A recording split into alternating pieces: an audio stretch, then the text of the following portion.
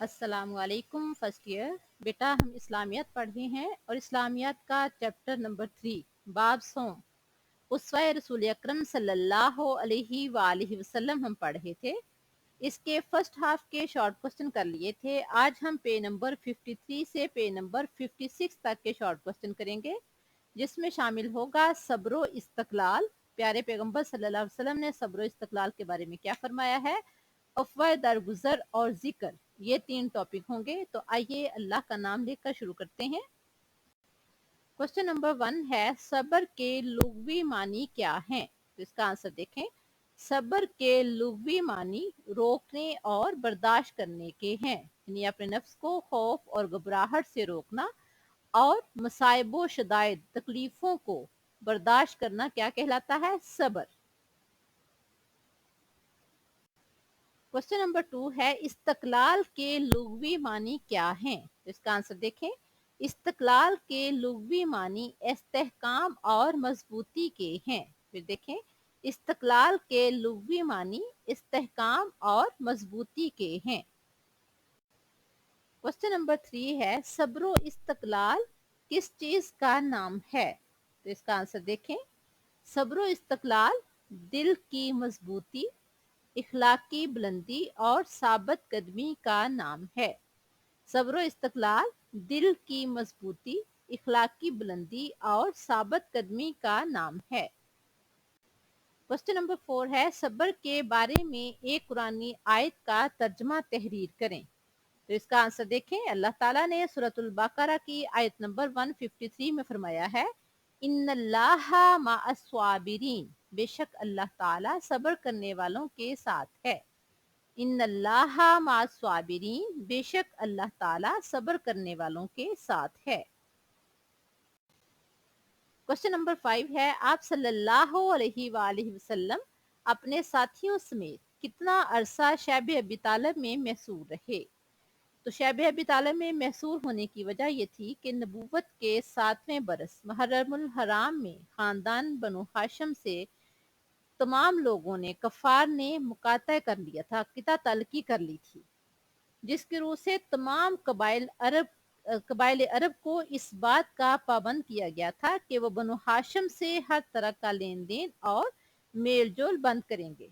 ابو لہب کے سوا پورا خاندان بنو ہاشم کا 3 سال تک حضرت محمد صلی اللہ علیہ وآلہ وسلم کے ساتھ شیب ابی طالب میں محصور رہا، اور یہاں پیغمبر صلی اللہ علیہ وسلم اور آپ کے ساتھیوں کو جو تکلیفیں اٹھانی پڑی ان کے تصور سے رونگٹے کھڑے ہو جاتے ہیں، لیکن پیغمبر صلی اللہ علیہ وآلہ وسلم نے ہمیشہ استقامت، پامردی اور صبر و ضبط سے کام لیا۔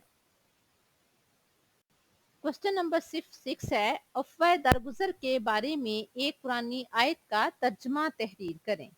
تو اس کا آنسر دیکھیں۔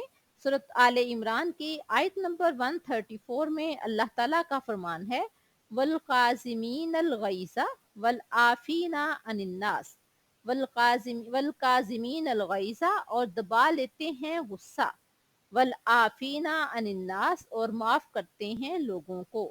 والقاظمین الغیظ والعافین عن الناس، دبا لیتے ہیں غصہ اور معاف کرتے ہیں لوگوں کو۔ یہ مومنوں کی صفات بیان کی گئی ہیں۔ کوسچن نمبر 7 ہے ذکر کے کیا معنی ہیں؟ تو اس کا آنسر دیکھیں۔ ذکر کے معنی ہے کسی کو یاد کرنا، اور دین کی اصطلاح میں ذکر سے مراد ہے اللہ تعالیٰ کو یاد کرنا۔ دین کی اصطلاح میں ذکر سے مراد ہے اللہ تعالیٰ کو یاد کرنا۔ کوسچن نمبر 8 ہے ذکر کی افضل ترین شکل کیا ہے؟ تو اس کا آنسر دیکھیں۔ ذکر کی افضل ترین شکل نماز ہے، کیونکہ اس میں ذکر کی تینوں قسمیں یعنی قلبی ذکر، لسانی ذکر اور عملی ذکر جمع ہو گئی ہیں۔ پھر دیکھیں ذکر کی افضل ترین شکل نماز ہے کیونکہ اس میں ذکر کی تینوں قسمیں قلبی، لسانی، عملی جمع ہو گئی ہیں۔ کوسچن نمبر 9 ہے آپ صلی اللہ علیہ وآلہ وسلم کے فرمان کے مطابق افضل ترین ذکر کیا ہے؟ اس کا آنسر دیکھیں۔ آپ صلی اللہ علیہ وآلہ وسلم کے فرمان کے مطابق افضل ترین ذکر ला इलाहा इल्लल्लाह है।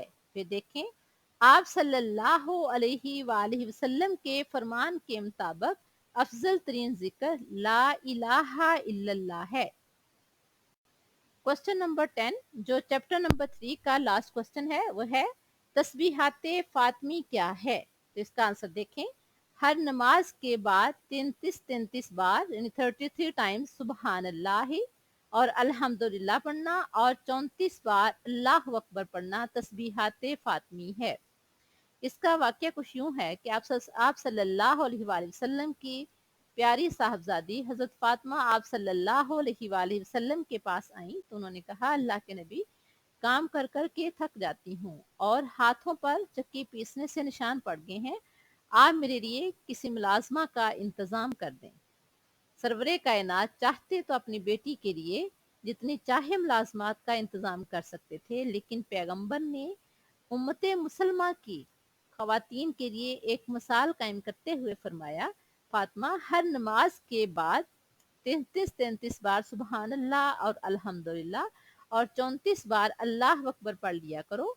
अल्लाह ताला आपकी मदद करेगा और आपकी थकावट को दूर करेगा। और एज ए मुस्लिम हमें भी चाहिए कि हर नमाज के बाद हम तस्बीहात फातमी लाजमी पढ़ें, यानी 33 बार सुबहान अल्लाह, 33 बार अल्हम्दुलिल्लाह और 34 बार अल्लाह अकबर पढ़ना। और बाज़ रवायात में 33 बार सुबहान अल्लाह, 33 बार अल्हम्दुलिल्लाह और 33 बार अस्तगफिरुल्लाह भी शामिल है और 34 बार अल्लाह अकबर है। तो इसका हमें लाजमी एहतमाम करना चाहिए।